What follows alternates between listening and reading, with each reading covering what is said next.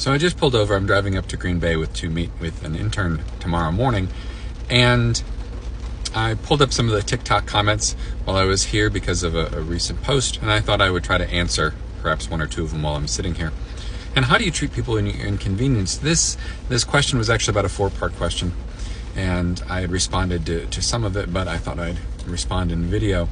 And one of the things I said is I've practiced meditation for 30 years. So I'm really pretty laid back, pretty calm. I'm also a yoga teacher. And I'm also very focused on both sides, right? It's something, if you've paid attention to my political videos, you've seen. And so inconvenience normally means that someone else is inconvenienced. And that's important to understand and to remember. So that tends to be my methodology, if you will, is to try to get into someone else's shoes. And what do I think about when I see a trans person who's new into their transition and struggling is the rest of this question. And that's a tough thing to say. The honest truth is I'm not incredibly familiar with the trans community. I've got one friend in politics, and there are a couple of children, teens of friends of ours who are transitioning. I've been familiar with, comfortable with, I'm not sure what the appropriate term is, with the gay community since I was a teenager. My best man, I mentioned, was gay. We've known each other since we were 14, and we've known since he was 14.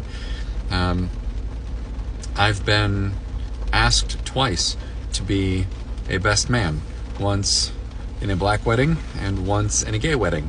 So perhaps that gives some insight.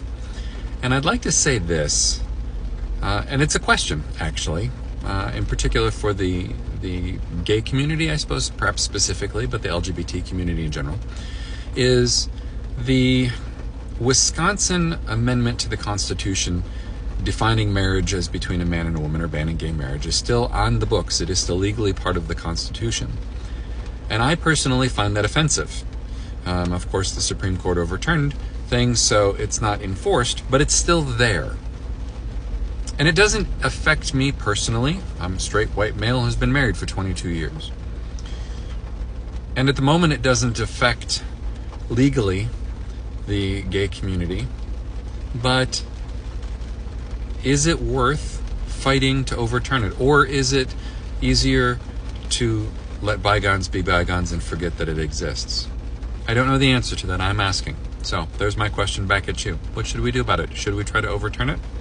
I feel like we should, but it's not my jam.